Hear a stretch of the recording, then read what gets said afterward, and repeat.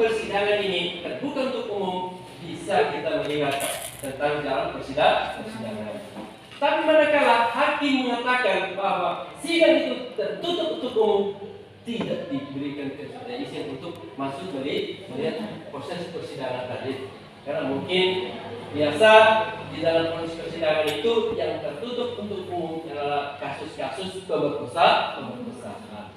Itu tertutup untuk umum. Karena di sana bagaimana hakim untuk melakukan konstruksi tentang bagaimana dia cara untuk melakukan pemerkosaan. Jadi makanya tertutup untuk umum. Nah, setelah pada persidangan jaksa memberikan tuntutan 7 tahun terhadap terdakwa. Ya, sebentar. Tuntutan dianggap dia sebagai pengedar. Ya. Karena sebagai pengedar maka jaksa memberikan tuntutan 7 tahun. Dan minimal 2 sampai 10 kalau pengedar. Nah, pengacara ini adalah melakukan perdebatan dengan jaksa dengan alat bukti yang dia dimiliki, bahwa mungkin tujuannya adalah meringankan hukuman terdakwa atau tidak memberikan bebas. Dia berusaha semaksimal mungkin supaya terdakwa orang yang dia bela itu diringankan hukumannya dari tuntutan jaksa. Atau paling kurang bebas, karena dia punya alat bukti bahwa yang bersangkutan tidak terlibat. Mungkin ada dijebak, misalnya di Mentara, ya motornya dipinjam oleh Farhan. Sementara di Mentara tidak tahu bahwa Farhan ini adalah merupakan salah satu jaringan pengedar narkoba. Pada saat pemeriksaan, ya tiba-tiba plat nomor motor yang digunakan oleh Farhan tadi adalah motornya di Mentara. Pada saat ada pemeriksaan ditemukanlah barang tersebut di motornya di Mentara. Nah, sementara Mentara yang mengendarai motor tersebut, padahal ada alat itu yang tertinggal di bagasi motornya di Mentara. Ya, di Mentara itu. Nah, dengan proses itu malah pengacara mengatakan bahwa di Mentara itu bukan pemilik daripada barang tersebut. Sehingga inilah perdebatan dengan jaksa. Nah, bagaimana pengacara itu ya dengan alasan-alasannya dia dapat mempengaruhi putusan hakim. Oke. Setelah itu tibalah pada putusan hakim. Ya, jaksa menuntut 7 tahun, pengacara membela saya diringankan, dibebaskan dari segala tuduhan, ya. Pada akhirnya hakim memutuskan tuntutan ponis kepada terdakwa dengan hukuman 3 tahun atau 4 tahun utamanya. Baik. Hakim ini adalah persidangan di pengadilan negeri.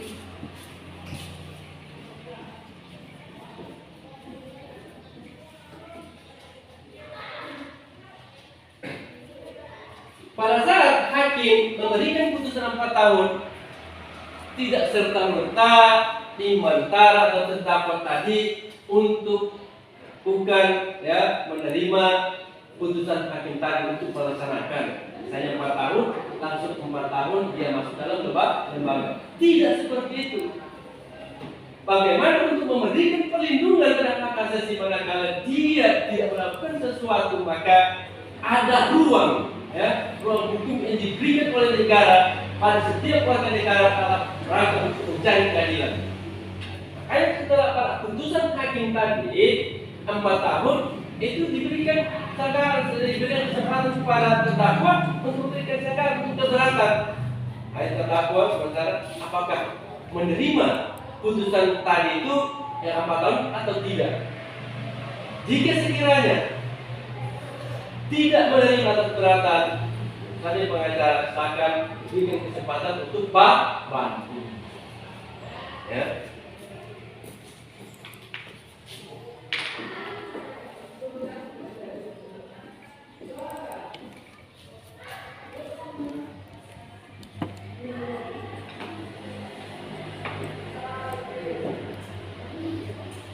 Ingat, pengadilan negeri adalah merupakan ya kanun berbahaya yang berada di ibu kota kabupaten. Ini adalah persidangan awal pertama. Nah, pada saat ada putusan hakim di pengadilan negeri, kita tidak menerima, kita keberatan, maka ada ruang yang diberikan oleh negara kaitannya dengan proses sistem penegakan hukum tadi. Ini tujuannya untuk memberikan perlindungan supaya tiap warga negara benar-benar ya untuk mendapatkan keadilan yang sesungguhnya. Nah, pada saat tidak menerima putusan dari hakim pengadilan negeri tadi, ya, berikan kesempatan. Seandainya kalau pengacara mengatakan dia dialog dengan terdakwa, karena mungkin di mata merasa bukan dia sebagai pelaku atau pengendara yang punya barang tadi narkoba, mungkin ada saksi-saksi lagi yang meringankan, ya proseslah banding. Jadi banding itu adalah proses hukum yang dilakukan oleh pengadilan kaitannya jika merasa terdakwa melakukan keberatan. Ingat ya, di proses banding itu adalah keberatan sama terdakwa pada putusan hakim pengadilan negeri untuk diajukan kepada pengadilan tinggi. Nah, pada saat di pengadilan tinggi, hakim lagi meneliti menyelidikan berkas tadi secara samping itu dengan melihat ada pledoi dari pengacara, ada bukti-bukti baru. Pada saat di pengadilan tinggi akan persidangan, ya. Nah, putusan hakim pengadilan tinggi katakan bahwa membuatkan putusan pengadilan negeri. Tapi vonis 4 tahun setelah di pengadilan tinggi, ya, bisa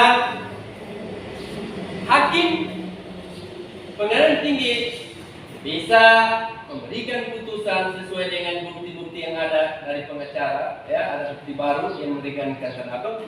Bisa, ya, putusan tadi itu kurang dari putusan pengadilan negeri, bisa sama dengan putusan pengadilan negeri, bisa lebih berat dari putusan pengadilan negeri. Ya, makanya orang kalau banding itu dia hati-hati. Kalau dia rasa sudah 3 tahun atau 4 tahun itu mungkin sudah cukup sesuai dengan tuntutan jaksa, tapi kalau dia benar-benar tidak melakukan hal-hal tindakan pidana itu boleh, ya, kita melanjutkan ya untuk atau keberatan. Apakah sudah sampai di situ? Cuma sampai di situ? Mengerti? Tidak. Ya. Jadi proses hukum ini tidak cuma sampai di pengadilan tinggi. Pada saat kita kalah, di pengadilan negeri itu masih perdata. Di pengadilan negeri kita masih keberatan. Putusan hakim pengadilan tinggi kita masih keberatan. Masih ada ruang yang diberikan oleh negara untuk melakukan keberatan kembali. Jika sekiranya, ya, kita terdakwa tidak menerima putusan banding tadi, maka ada lagi ruang untuk melakukan keberatan. Proses selanjutnya yaitu melakukan kasasi.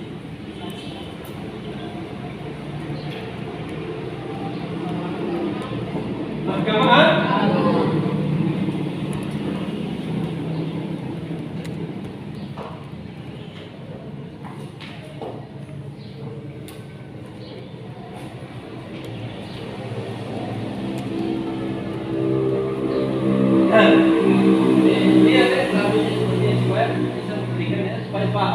Jadi pada saat seorang terdakwa tidak menerima putusan hakim pengadilan tinggi, maka yang akan dilakukan sesuai dengan proses hukum sistem penegakan hukum di Indonesia itu, maka ada ruang yang diberikan kepada terdakwa untuk melakukan keberatan. Jadi dia melakukan keberatan, kasasi tidak menerima putusan hakim pengadilan tinggi, dia harus ke Mahkamah Agung. Prosesnya di sana dengan melihat berkas yang dikirim oleh pengacara tadi kaitannya dengan kasus tentang masalah narkoba. Nah, pada akhirnya bisa saja jika sekiranya Mahkamah Agung memberikan putusan bebas, ya, karena tidak terbukti bahwa yang melakukan Bimantara sebagai pengedar, maka Mahkamah Agung memberikan putusan bebas. Ya, karena menurut pengacara bahwa dia kendaraannya itu digunakan oleh Pak dengan saksi-saksi yang melihat sehingga meringankan. Bisa juga hukumannya tetap 4 tahun. Bisa juga lebih ya, karena dianggap dia bangga. Seperti itu. Nah, Mahkamah Agung adalah putusan terakhir. Manakala sudah ada putusan Mahkamah Agung, putusan itu namanya inkrah, mempunyai kekuatan hukum dan segera dieksekusi. Maksudnya untuk dilaksanakan. Ya. Laksanakan maksudnya kalau dia vonis 4 tahun, ya laksanakan juga 4 tahun. Kalau dia bebas. Ya, alhamdulillah. Seperti itu. Ya. Kalau lebih ya, berarti berat. Nah, itulah tentang sistem penegakan hukum. Jadi setelah Bapak memberikan penjelasan tentang dia, lembaga-lembaga tadi dibentuk oleh negara kaitannya untuk memberikan perlindungan hak-hak asasi warga negara. Sehingga sekiranya memberikan pelanggaran hak asasi, ya, ada hukumnya tegas, ada sanksi. Hukum dikatakan mengikat dan memaksa. Kalau orang melakukan pelanggaran hukum, ada sanksi dan hukumnya tegas. Seperti itu.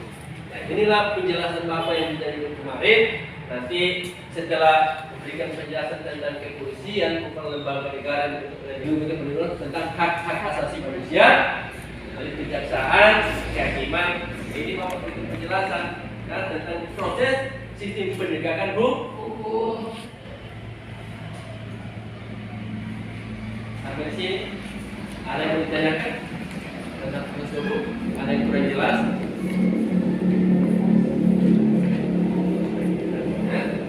Jadi ini pelajaran ini memang sudah dirawat sedemikian rupa untuk diberikan kepada siswa adalah bagian warga negara untuk memahami bagaimana sistem penegakan hukum di Indonesia.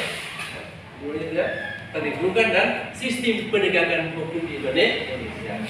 Jadi ini perlindungan tak lain karena dalam rangka melindungi hak-hak setiap warga negara.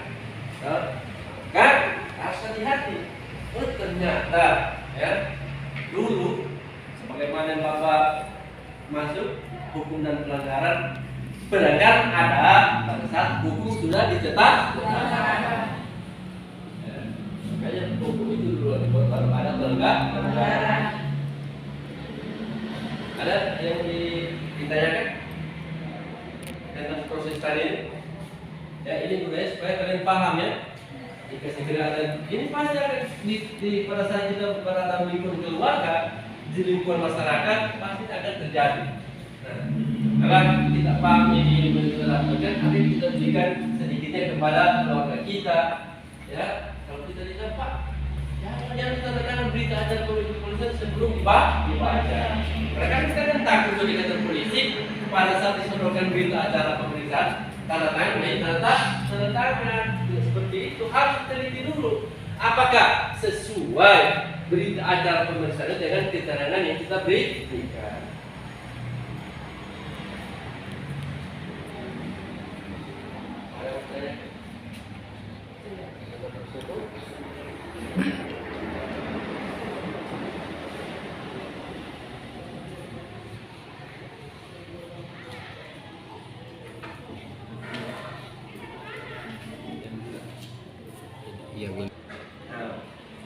Ini masalah pengacara, ya. Pengacara kalau sempat Bapak jelaskan tadi, pengacara itu ada dua, ya.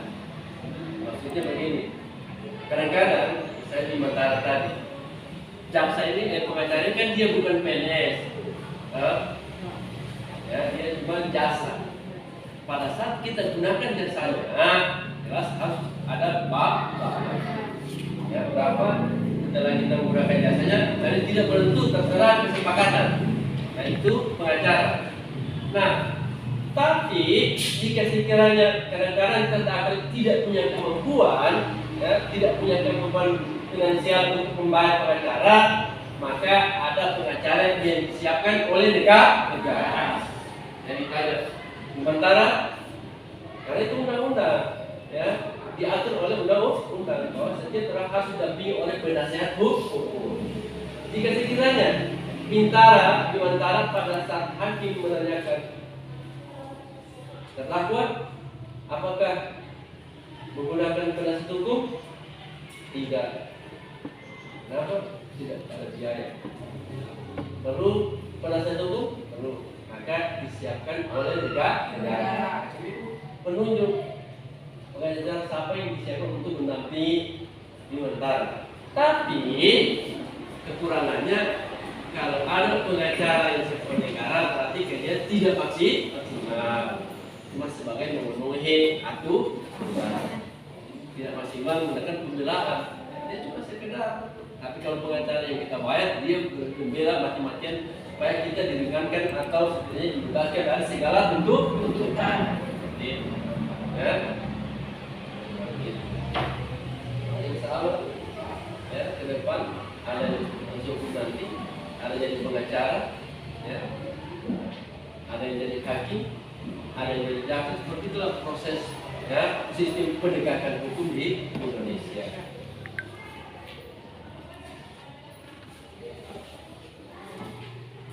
Ada yang mau ditanyakan? Ini jadi inilah penjelasan Bapak sebagaimana yang Bapak informasikan lalu, ya. Nanti setelah diberikan penjelasan tentang pembahasan di kepolisian, kaitannya dengan judul pembahasan kita sistem perlindungan sistem penegakan hukum. Karena itu ada yang namanya kejaksaan, ada yang namanya kehakiman, dan ada yang namanya advokasi atau pengacara. Ya, kemarin Bapak sudah memberikan penjelasan, ya, fungsi dan wewenang sesuai undang-undang, ya, tentang kewenangan mereka. Jadi itu undang-undang. Kalau tentang polisi, dia cuma sebagai pemeriksa, menangkap terdakwa, menangkap indikasi melakukan tindakan pidana. Jadi kepolisian bukan memberikan putusan, bukan akhir dari sebuah putusan manakala orang melakukan tindakan pidana, tidak. Ya, bagaimana berkelan? Karena memang sesuai undang-undang, dia punya wewenang. Begitupun jaksa. Jaksa setelah dia memeriksa, dia tidak diatur oleh undang-undang, oleh aturan. Dia cuma menuntut, memberikan tuntutan, dan dia tidak punya kewenangan untuk memberikan putusan. Ya, nah, itu diatur undang-undang. Nah, begitupun hakim, karena dia diatur oleh undang-undang bahwa putusan adalah di tangan hakim, makanya hakim memberikan putusan, jaksa juga memberikan tuntutan.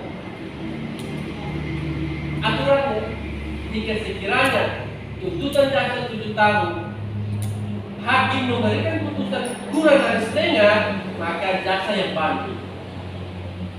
Ya, misalnya tadi jaksa menuntut 7 tahun, sementara hakim memberikan putusan 3 tahun. Sementara menerima putusan hakim 3 tahun karena lebih dari setengah, kurang dari setengah, tidak sampai juga di situ. Pasti jaksa banding.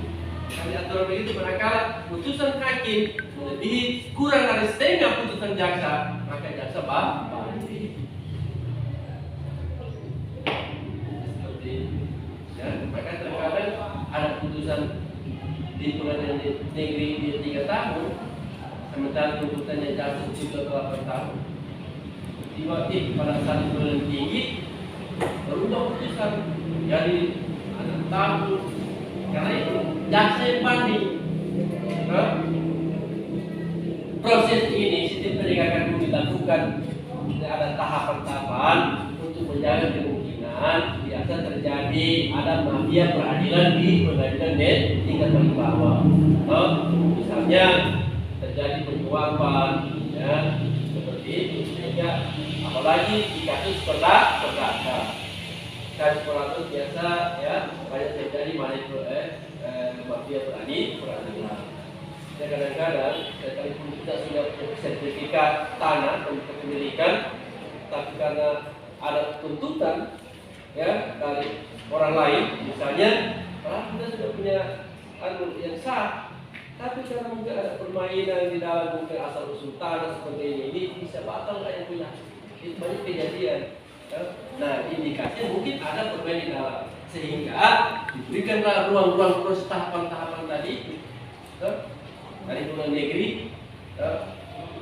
kita di pengadilan tinggi, supaya ada perubahan-perubahan manakala untuk mencari kebenaran tadi, untuk memberikan keadilan yang sesungguhnya pada setiap warga negara. Itu kaitannya dengan melindungi hak-hak asasi manusia.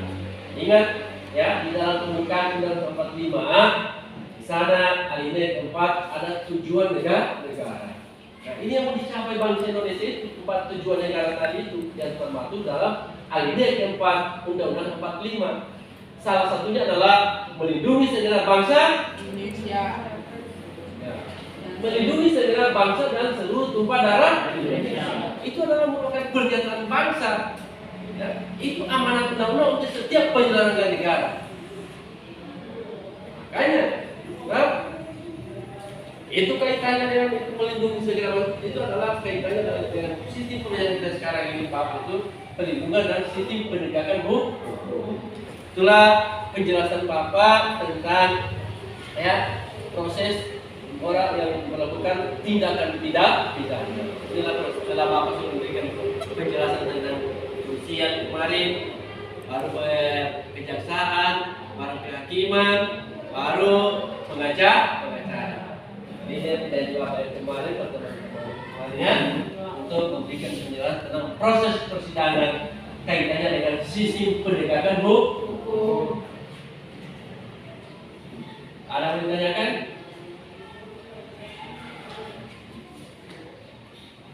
Ya. Paham ya? Paham?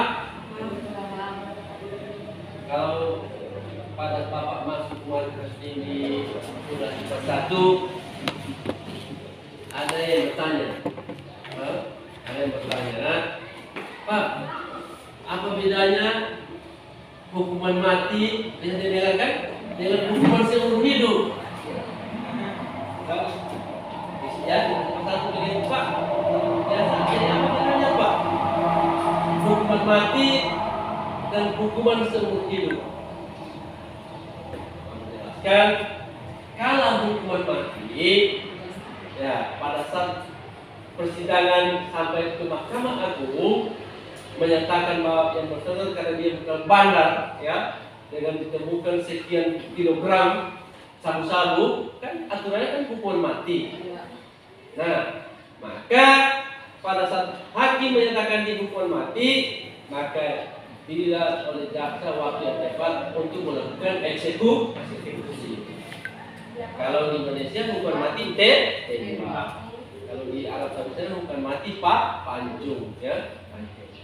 Nah, hukuman seumur hidup ini berarti dia ya seumur hidup dalam tahanan sampai dia meninggal. Itu hukuman seumur hidup. Nah, tapi ada aturan juga bahwa orang terpidana itu bisa diberikan remisi pemotongan masa tahanan yang dilakukan 1 tahun 2 kali, ya. Pertama pada saat hari dasar itu yaitu dari rakyat itu diberikan remisi untuk tahanan. Yang kedua pada saat 17 Agustus hari kemerdekaan, ya. Sehingga orang pada saat dia divonis 10 tahun, 7 tahun tidak sepenuhnya dia ya melaksanakan 7 tahun dalam tahanan, dalam penjara, dalam rumah tahanan atau dalam lembaga pemasyarakatan. Itu karena apa? Karena ada remisi manakala dia berkelakuan baik. Di dalam kalau dia memang alumni alia, kan kuasai tentang bacaan sholat, ini bisa jadi imam di dalam, ya kan, membina napi-napi lain yang belum paham, yang tidak tahu mengaji, dibina, ya, dari lembaga menunjuk untuk melakukan pengajian di dalam, bina yang tidak tahu mengaji, kita berkelakuan baik, bisa kita divonis 5 tahun, 3 atau 4 tahun kita jalani. Jadi, karena setiap tahun ada evaluasi napi. Setiap tahun dievaluasi mana yang berkelakuan baik, mana yang punya dan lembaga. Sehingga diberikan remisi tadi, ya, setelah seperti itu ya. Jadi hukuman mati itu pada saat divonis hukuman mati, maka dicari waktu yang tepat untuk melakukan eksekusi, ya, langsung ditembak. Bagaimana ada pengedar narkoba gembong Indonesia dikenal Ferdi, dengar? Ya, Farhan tahu? Siapa namanya? Freddy. Nah, Freddy. Alhamdulillah, makanya itu. Jadi ini adalah merupakan fasilitas yang disiapkan oleh negara. Nah, ini makanya orang tua berusaha supaya kalian untuk mencapai satu tujuan negara tadi itu mencerdaskan kehidupan bangsa. Jadi ini makanya banyak itu pelajaran di dalam. Ya, misalnya kita buka YouTube tentang narkoba. Ya, oh seperti ini kan orang-orang narkoba. Kita lihat bagaimana penangkapan yang dilakukan oleh kepolisian. Ya, bagaimana hukumannya supaya jadi pelajaran untuk kita. Jangan sampai kita terlibat dengan kegiatan-kegiatan yang melanggar hukum. Jangan kita terlibat dalam satu pelanggaran kewajiban.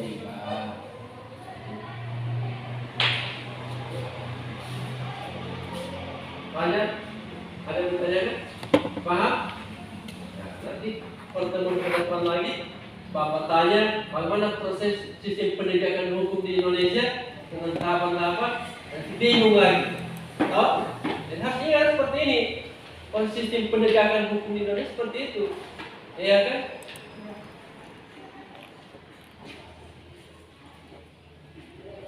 Biasa ada yang berkata, Pak, tapi biasa Pak, ada main uang Pak. Itu hukum sudah seperti itu hukum. Karena setiap warga negara itu bersamaan kehidupannya hukum dan pemerintah. Tidak pandang bulu, ya. Entah dia masyarakat biasa, dia pejabat negara, tetap hukum itu berlaku sesuai dengan undang-undang. Tapi terkadang ada yang berkata, Pak, biasa kalau anak banyak itu hukum, tapi itu adalah oknum pribadi daripada penegak hukum tadi. Itu adalah pribadi dari polisi, itu adalah pribadi oknum dari jaksa, bukan lembaganya, tapi orangnya. Itu hakim. Itu bukan lembaganya yang seperti, tapi orangnya, ya, orang. Kalau dia sesuai dengan hukum yang berlaku, akan ditegakkan keadilan. Tapi kalau ada faktor S di pembayaran di luar itu, nah, itu sudah persen oknum. Depan,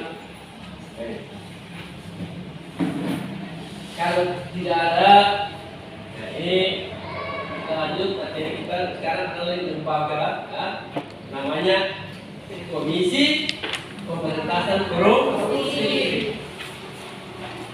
Ini sudah dipahami ya?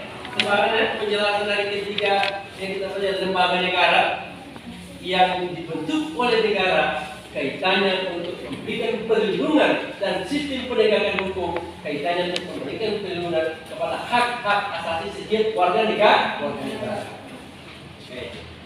Dan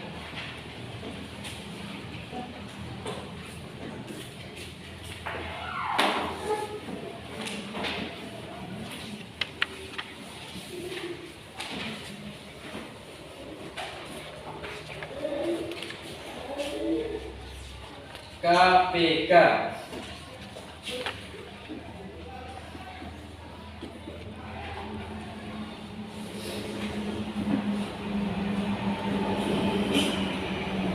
Tahu KPK? Tahu. Komisi Pemberantasan Korupsi. Ini merupakan satu lembaga independen, ya, yang namanya KPK. KPK ini, ya, diatur undang-undang. KPK ini dibentuk oleh negara, kaitannya untuk mengakomodir, ya, untuk tuntutan masyarakat. KPK dibentuk oleh negara setelah reformasi, ya. Karena masyarakat yang pada saat itu disponsori oleh mahasiswa untuk melakukan unjuk rasa dan demonstrasi kaitannya pada penyelenggaraan negara pada saat itu untuk membentuk satu lembaga yang menangani ya perbuatan atau tindakan korupsi. Ini perlu dipahami. Di dalam Undang-Undang 45 yang sebelum diamandemen tidak ada lembaga independen yang namanya KPK. Dia lahir setelah reformasi. Ya. Kenapa? Karena masyarakat menilai pada saat itu terjadi ketimpangan dalam penegakan hukum. Ya, hukum masyarakat telah berkata bahwa cuma berlaku pada masyarakat biasa. Ya. Tumpul ke atas setelah tajam ke bawah. Sementara tahu pengertian tumpul ke atas tajam ke bawah?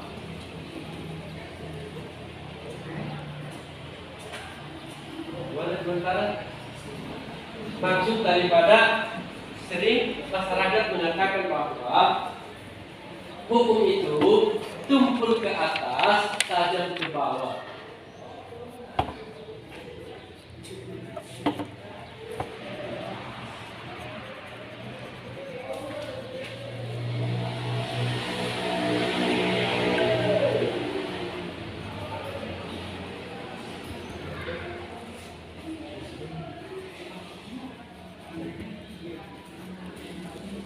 Karena ada ya masyarakat yang sering mengatakan seperti itu, maka pada saat reformasi dibentuklah lembaga independen ini yang namanya KPK, Komisi Pemberantasan Korupsi. Karena sebagaimana diatur dalam Undang-Undang KPK, semua warga negara sama kedudukannya dalam hukum dan pemerintahan. Jadi siapapun dia, mau pejabat negara, dia adalah warga negara. Pada saat dia melakukan kesalahan, pelanggaran terhadap undang-undang, pelanggaran terhadap hukum, maka dia diberikan sanksi sebagaimana yang kita tahu kepada masyarakat dia. Tapi pada saat proses kenegaraan ini terjadi ketimpangan hukum, sehingga masyarakat mengatakan bahwa hukum itu tumpul ke atas, tajam ke bawah. Dan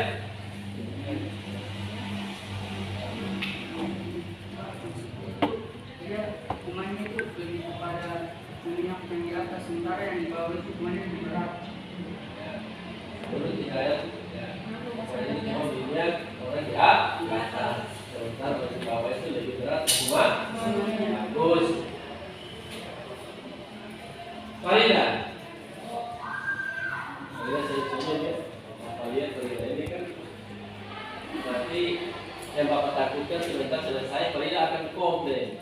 Pak, Bapak tidak adil Pak. Apa? Bapak setiap masuk di kelas Farhan, Milda, misalnya Bapak kasih berikan kesempatan untuk mengembangkan kemampuan. Sementara saya siapa? Siap-siap Bapak mau berikan kesempatan, tapi Bapak tidak berikan kesempatan. Saya majukan tangan, tidak enak dengan teman-teman, ikan kan? Kayak pas tadi Bapak berikan kesempatan. Akan Farida?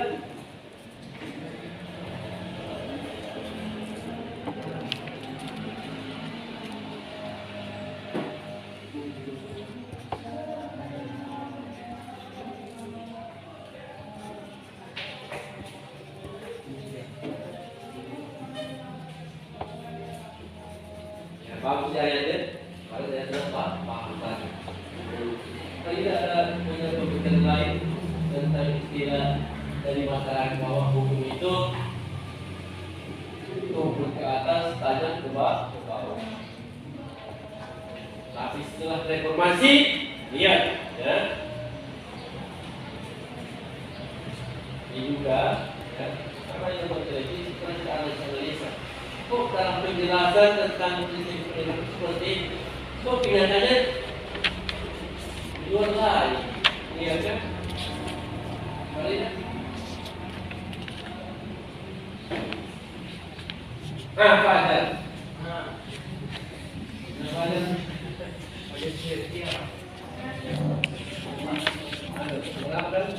Sering mengatakan bahwa hukum itu tumpul ke atas, tajam ke bawah.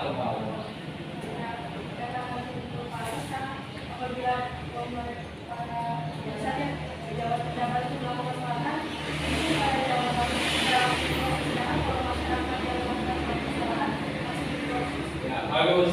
Ya. Itu tadi kan apa yang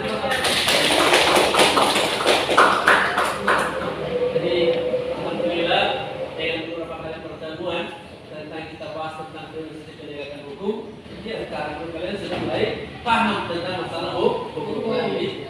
Apa yang dikatakan pajak sansia, apa yang dikatakan tidak tadi mengandung unsur kebenaran tentang itu setelah formasi tidak ada pun ada tapi kecil karena kan tahapan masih tetap berproses.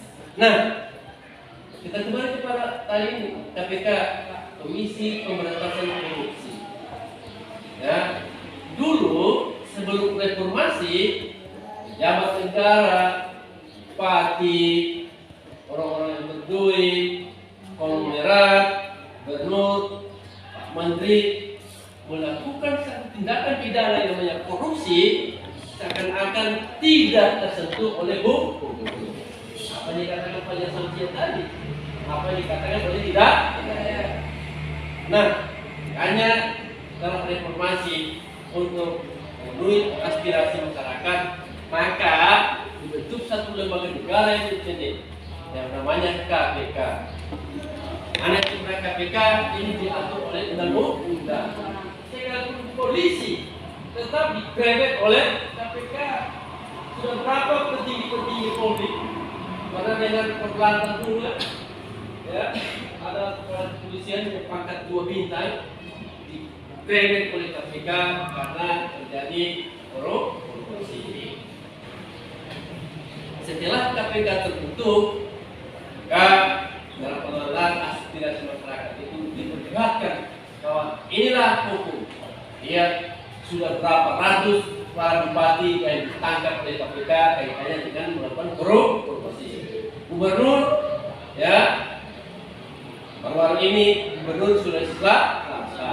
Pernah dengar? Pernah nonton kan? Ya. Ditangkap oleh KPK diindikasi melakukan korupsi. Para menteri, baru Menteri Perikanan dan Kelautan, ya, tangkap oleh KPK. Bahkan pernah ketua lembaga negara yang terhormat itu namanya Mahkamah Konstitusi, ketuanya pernah ditangkap oleh KPK karena gara-gara melakukan tindakan penyuapan pada saat proses sengketa pilkada pemilihan kepala daerah. Inilah bahkan lembaga negara yang dibentuk setelah reformasi bersamaan dengan Mahkamah Konstitusi. Jadi Mahkamah Konstitusi itu ada setelah reformasi, setelah Undang-Undang 1945 itu diamandemen. Ya, dulu tata cara pemilihan presiden, aturan sistem hukum kita itu sebelum reformasi, pemilihan presiden itu tidak dipilih langsung oleh rakyat. Pada saat kita melakukan pemilihan umum, ya, yang dipilih itu adalah DPR tingkat 2, DPR tingkat 1, dan DPR pusat. Dan ada utusan golongan dan ada utusan daerah. Jadi DPR dulu terdiri dari anggota DPR, utusan daerah, dan utusan golongan. Selesai pemilihan umum, baru pemilihan presiden, tapi tidak dipilih oleh rakyat. Begitupun gubernur, begitupun bupati, ya, dipilih oleh DPR. Tapi setelah reformasi, undang-undang amandemen, kemudian langsung tinggal sejarah bahwa pernah tidak langsung pernah Indonesia melakukan itu. Hukumnya seperti itu aturannya. Nah, setelah reformasi maka semenjak pemilihan SBY ya sebagai presiden sudah 98 maka sudah dipilih langsung oleh rakyat yang diputus oleh yang didukung oleh dari partai calon dari partai politik. Nah, itu KPK ini adalah dibentuk oleh negara. Selama ini kan Komisi Pemberantasan Korupsi ya. Ada beberapa sini ya yang banyak tapi tidak seperti itu. Jadi KPK ini adalah bagaimana dia prosedur kan pejabat negara tidak seakan-akan tidak sesuai hukum. Tapi setelah ada KPK ya, maka pejabat negara sampai bupati, gubernur, para menteri sudah baik hati-hati. Sekalipun ada sudah lembaga negara masih mereka melakukan. Apalagi tidak ada namanya lembaga independen tadi itu, yang namanya KPK. Nah,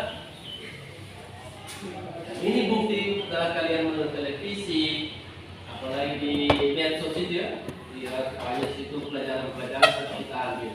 Ya, kalau kita tidak banyak lihat, jadi buku ini cuma sekedar tapi sebenarnya ilmu itu banyak kita dapatkan dari luar. Ya, ini sebagai alat bantu saja yang untuk itu alat bantu supaya kalian ya fokus pada proses pembelajaran. Hanya gunanya fotokopi tadi itu supaya ada hal-hal yang kurang dipahami ditanyakan. Ya. Inilah penjelasan Bapak tentang lembaga-lembaga kaitannya dengan sistem penegakan hukum. Ya. Dari situ ada kepolisian, ya, kejaksaan, ada kehakiman, ada administrasi. Dan sekarang adalah peran polisi KPK. Ya. Ini KPK telah melaksanakan tugas diberikan kewenangan sesuai dengan pasal Undang-Undang RI Nomor 30 Tahun 2002. Ya. Jadi pada 2002 Undang-Undang RI Nomor 30 dinyatakan kewenangan KPK. Jadi kalau diindikasi seorang pejabat negara, ya indikasi dia melakukan satu tindakan melanggar pidana, jadi KPK itu ada penyadapan. Misalnya Farhan, dia sebagai bupati atau contoh dia sebagai gubernur, tiba ada pembicaraan tentang masalah proyek, hanya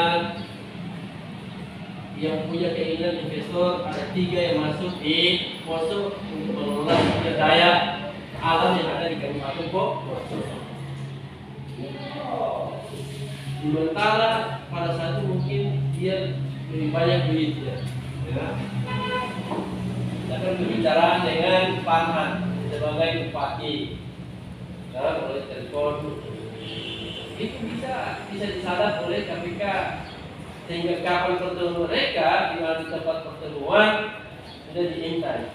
Kapan mereka pertemuan dan melakukan transaksi, ya, ikat uang, maka pada saat itu akan langsung di-grade yang istilahnya OTT. Tahu OTT? Ya, bagus saya operasi tangkap tangan. Ya, OTT operasi tangkap tangan. Dan kalau ada pejabat negara yang sudah di-OTT oleh KPK itu sudah saya berpilih. Tidak ada lagi jadi langsung ada barang bukti, ada uang, ada pembicaraan yang bisa ada seperti itu. Inilah penjelasan Bapak dalam bab ini tentang perlindungan dan sistem penegakan hukum, bahwa dalam kaitannya untuk memberikan perlindungan tentang hak-hak asasi setiap warga negara, maka negara ini membentuk lembaga negara yang kaitannya dengan sistem penegakan hukum. Ini tempatnya tentang sebanyak lembaga-lembaga negara kaitannya dengan melindungi hak-hak setiap warga negara, misalnya Kementerian Pendidikan. Kementerian Pendidikan adalah merupakan lembaga negara yang melindungi hak-hak asasi manusia kaitannya dengan pendidikan. Dan hak-hak orang lain mendapatkan pendidikan dan juga melaksanakan amanat negara yang ada di dalam tujuan negara pada hal ini keempat, yaitu mencerdaskan kehidupan bangsa. Nah, penjelasannya tentang persoalan sistem penegakan hukum, perlindungan dan sistem penegakan hukum di Indonesia. Jadi, di dalam materi ini ada 4 ya. 4 yang Bapak sudah jelaskan pada hari ini. Inilah yang tentang prosesnya, proses sistem penegakan hukum itu. Ya. Bagaimana sistem penegakan di Indonesia seperti ini? Apa tujuannya? Karena untuk memberikan perlindungan rasa aman terhadap negara. Jika seandainya coba, toh hukum itu bagaikan pagar ya, di kebun binatang. Di dalamnya ada binatang buas. Ya. Pagar itu adalah pembatas. Berarti sama dengan hukum. Hukum itu adalah pembatas kita untuk melakukan sesuatu yang kita tahu itu adalah pelanggaran hak asasi setiap orang. Jadi kita sudah dalam kehidupan hati-hati. Sebagaimana yang contoh yang terkecil pada saat proses pembelajaran, bel istirahat berbunyi karena itu adalah hak kalian yang diberikan oleh negara. Pada saat bel berbunyi, sementara Bapak tetap melanjutkan materi sekalipun cuma 2 menit, pasti pada saat orang haknya diambil, haknya dilanggar, ya, maka akan terjadi reaksi secara organisasi. Jadi persoalan istirahat itu adalah hak, iya kan? Ya. Nah itu contoh yang terkecil. Sedangkan hak seperti itu kalau reaksi terjadi gelisah. Gelisah itu adalah merupakan suatu bentuk ya manakala dalam satu reaksi tubuh manakala kita hak kita diambil. Jadi oleh apa? Untuk pengenalan masalah bebas HP disuruh orang hak pasti, ya. Oleh sebagaimana Bapak contohkan, misalnya HP Milda di atas meja, tiba-tiba Bimantara lewat diambil, iya kan tanpa seizin Milda, seketika itu juga terjadi reaksi secara spontanitas. Kadang Milda dengan teriakan, ya, kadang biasa dengan cacian, biasa kalau ada hubungan itu dengan lemparan. Itu adalah bentuk reaksi manakala hak kita dilanggar. Jadi hak-hak yang lebih besar lagi, ya. Jadi, sementara lagi mau ditanyakan.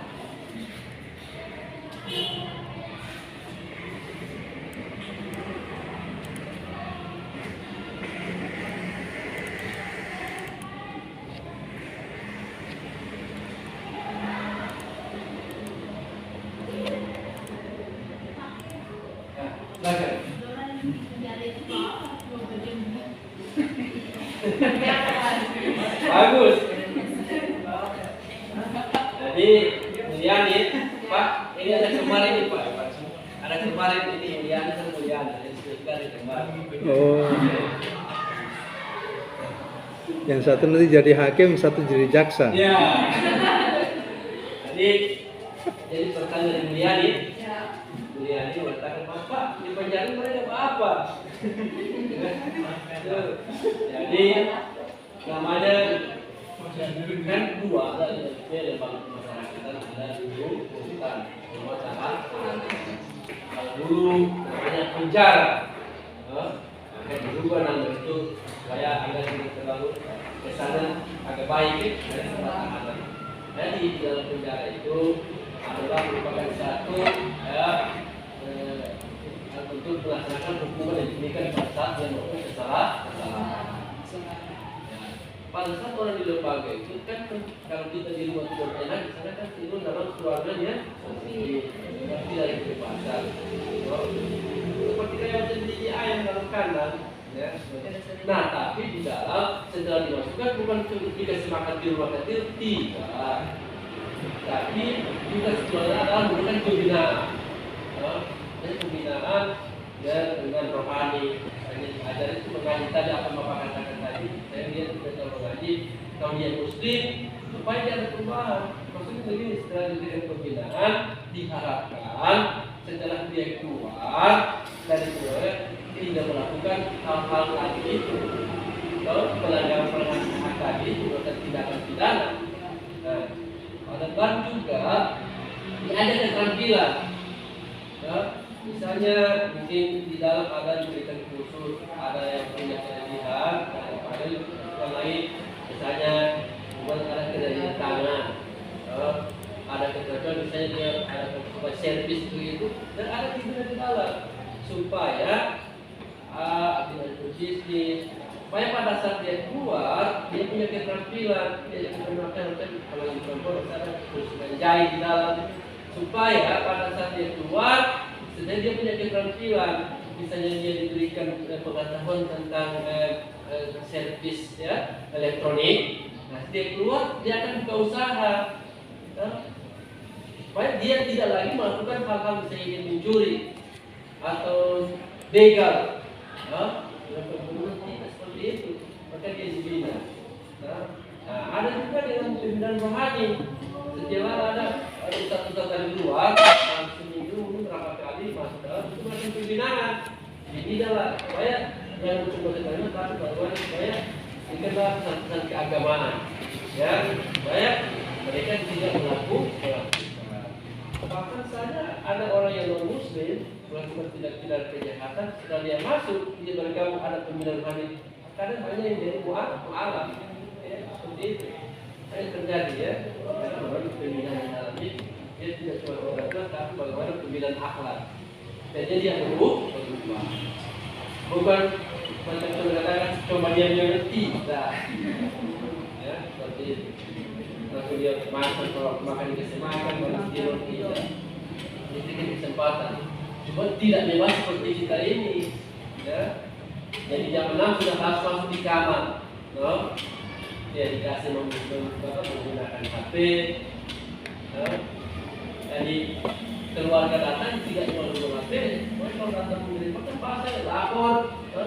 Saya menghubungi keluarga saya seperti ini. Jadi supaya Tuhan bahwa di dalam itu bukan cuma dia makan ya, tidak, tapi ada pembinaan. Ya. Biasa kadang-kadang baru awal masuk, ya, adalah kita mendapat pelajaran dari nabi yang sudah ada di dalam. Ingat, kalau kasusnya mungkin terjadi pelecehan seksual atau perkosaan, hati-hati, pasti bonyok, bukan petugas lembaga, tapi sesama nabi. Ya, seperti itu. Tapi kalau kau masuk pembunuh, nah pasti disegan, oleh nabi yang ada di dalam. Apa kasusmu? Bunuh. Berapa yang bunuh? 7. Nah, jadi dalam juga segan. Saya mau pukul itu kemudian dia bunuh ini. Berapa kau bunuh? Kurang lebih 34. Banyak.